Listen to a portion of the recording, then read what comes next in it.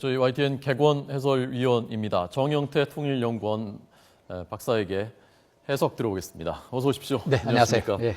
박근혜 대통령이 국정교과서 문제도 좀 염두에 둔 것 같고요. 역사관, 통일, 최근에 통일 문제 중국 만나서도 얘기하고 계속 하고 있지 않습니까? 오늘 발언은 어떤 맥락이라고 들으셨습니까? 분명히 통일준비위원회에서 회의 그것에서 이제 모두 발언을 하신 걸로 알고 있습니다. 그래도 그 내용자들 이 통일 준비라고 하는 것 자체도 우리가 그것을 통일로 나아가기 위해서는 일단 우리의 어떤 가치관이랄까, 소위 역사관이라고 할 수도 있겠죠. 그리고 또 국가의 어떤 그런 우리 나름대로의 자긍심이라든가 이런 어떤 기준이 뒷받침이 되면서 통일을 논의하고 통일을 위해서 점진적으로 혹은 상당히 발전적으로 나가는 것이 필요하다. 이런 것을 강조한 것으로 일단 볼 수가 있습니다. 네.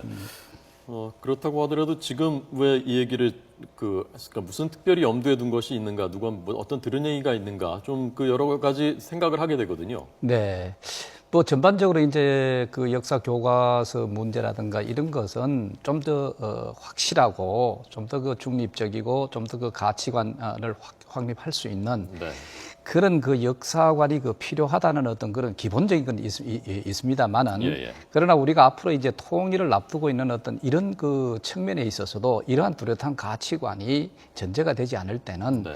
오히려 공연불이 되거나 아니면은 공연불 이상으로 혼란을 자초할 수 있다는 그런 원인이라고 볼 수도 사실이 있습니다. 그렇기 때문에 이 역사 교과서 문제라든가 이런 것도 나온 것도 역시 하나의 연결된 맥락에서 우리가 볼 필요가 있지 않느냐.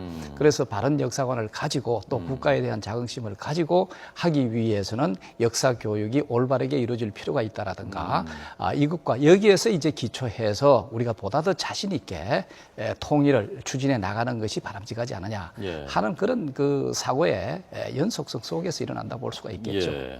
그러니까 어떤 박 대통령의 머릿속에는 지금 통일에 대한 것이 많이 들어있는 것 같고 통일 이후에 그러면 어떻게 될 것이냐에 대한 것까지 좀 생각을 하고 있다라는 얘기인데, 특히 이 부분이 이 대목이 있지 않습니까?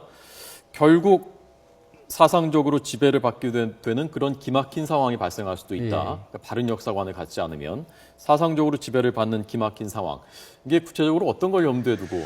글쎄요, 그것을 우리가 구체적으로 얘기하기는 어렵겠습니다만은 그 사상 자체가 어느 편향되게 우리 국민들에게 주입이 돼서 편향된 사상을 가지고 우리가 통일을 이렇게 했을 때 바로 편향된 사상에 우리가 소위 노예화되는 그런 상황이 아니냐. 북한을 추종한다든가 그렇죠. 이런 이제 것들 얘기하는 북한이 거죠. 우리가 여러 가지 북한의 현실을 봤을 때 유일 독재 체제라든가 그리고 또 그것을 논리를 비약시킬 수 있는 여러 가지 체제를 옹호하는 세습 체제라든가 이게 많은 것들이 사실 있죠.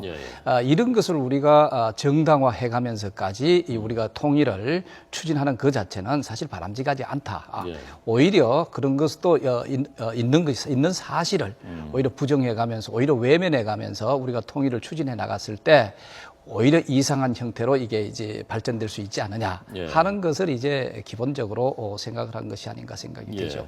과거부터 왜 보수 진영 일각에서는 그런 얘기들이 있었지 않습니까? 만약에 평화 통일이 돼서 자유선거를 하게 되면 북한 쪽 정권 출신의 누군가가 후보로 나오고 우리 쪽 대한민국 출신의 여야 후보가 이렇게 나오고 그러면 만약에 3명이 나온다. 그러면은 북한 후보가 당선될 수도 있는 거야. 극단적으로 보면 그런 가정까지도 하고 했었는데 좀 맥락이 닿는 얘기인 것 같기도 하고요. 그렇게까지는 확대 해석하실 필요는 없는 것 같고요. 바로 이제 그런 상황까지도 어떤 의미에서 염두에 둘 필요가 있지 않느냐 하는 생각이죠. 그것도 역시 어떤 면에서 인민 대중 중심이라든가 그러면서 소위 파퓰리즘과 같은 그런 어떤 사상적으로 한쪽으로 몰고 간다든가 그렇게 해서 그런 어떤 투표의 결과라든가 투표에 영향을 줄 수 있는 어떤 그런 상황이 또 돼서도 안 된다는 것이죠. 그래 하기 위해서는 이 역사라고 하는 것 자체가 상당히 보편 타당성을 가지면서 뭔가 이 가치관을 형성하는 데 도움이 될 수 있는 어떤 이런 방향으로 한쪽으로 편파가 되지 않는 상당한 중립성을 지닌 그런 형태로 나가야 된다고 할 필요성을 제기하는 게 바로 여기에서 오는 게 아닌가 생각이 되죠. 어쨌건 제가 받는 오늘도 또 박 대통령 발언을 들으면서 받은 느낌은 박근혜 대통령이 굉장히 통일에 대해서 요즘 생각을 많이 하고 꽤 구체적인 부분까지 하고 있는 게 아닌가 그런 느낌 받았거든요. 통일을 생각을 하실 때는 상당히 많은 포괄적으로 생각을 하시는 게 지극히 당연한 것이죠. 그렇게 하기 위해서 네. 이 통일 준비라고 하는 것을 이끌어 가시기 위해서는 물론 아주 세세한 부분, 전문적인 부분에는 전문가들이라든가 관계 인물들이 참여하는 어떤 그런 식으로 되겠지만 네. 그러나 기본적인 중요한 그림, 첫째, 중간 들어갔을 때하고 과정하고 네. 그리고 또 마지막 단계 실현을 했을 때까지 그 그림 자체는 사실은 대통령께서의 어떤 그 머릿속에 충분히 그림이 있어야 되지 않느냐 하는 것은 뭐 분명하겠죠. 예. 오늘 그 나온 또 하나 주목할 만한 그 부분이 남북 교류 협력 사무소 얘기거든요. 이걸 설치하게 되면 어떤 역할들을 할 수 있는 건지, 그리고 북한이 이걸 수용할 가능성이 있는 건지에 대해서 어떻게 보셨습니까? 근데 이번에 그 남북교류협력사무소를 좀 더 그 강조를 하신 어떤 그런 측면은 참 중요한 부분이라고 생각이 됩니다. 네. 이런 그 남북교류협력소를 둬서 이제는 본격적으로 남북 간의 이 교류와 협력을 펼치겠다. 또 북한도 여기에서 적극적으로 응해달라라고 하는 어떤 그런 그 메시지가 사실 될 수 있는 거고요. 예. 그리고 또 실질적으로도 남북교류협력사무소가 생기게 된다면은 우리가 남북교류를 하는 데 있어서 여러 가지 문제가 발생할 수도 있고 그 다음에 또 발전적으로 나아가게 하기 위한 여러 가지 협의가 또 필요하겠죠. 그렇다면 이런 실체적인 어떤 제도화 이런 것이 있을 때만이 보다 더 정상적으로, 보다 더 발전적으로 확대될 수 있는 그런 여지가 있다고 볼 수가 있겠죠. 북한 입장에서도 환영할 만한 일입니까? 북한은 뭐 기본적으로 여기에 대해서 그렇게 하자 뭐 이런 식으로 나올 가능성 그것까지는 저는 아직까지 조금 기다려 봐야 되겠다고 생각이 되지만 네. 기본적으로 북한은 이제 남북한 관계 개선을 할 필요가 있다. 예. 거기에는 또 교류 협력에 여러 가지 그 필요성도 갖고 있다.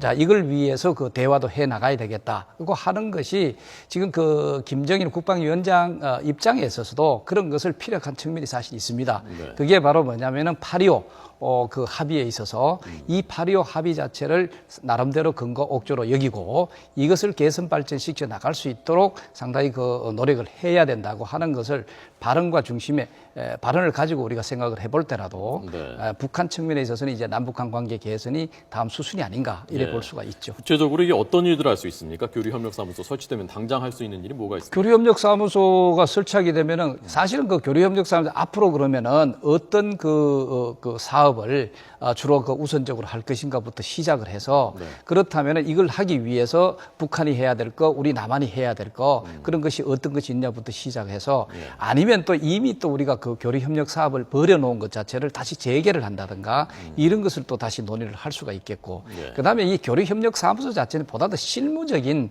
그런 성격을 사실 갖고 있습니다. 그렇기 때문에 교류협력사무소를 먼저 열어놓고 그다음에 실무적으로 우리가 적극적으로 추진하는 데 있어서 이것을 뒷받침해 줄 수 있는 하나의 가교 역할을 할 수 있는 그런 수단이 아닌가 이런 생각이 되죠. 예, 알겠습니다. 정영태 저희 YTN 개관 해설위원께 들었습니다. 박사님 고맙습니다. 네.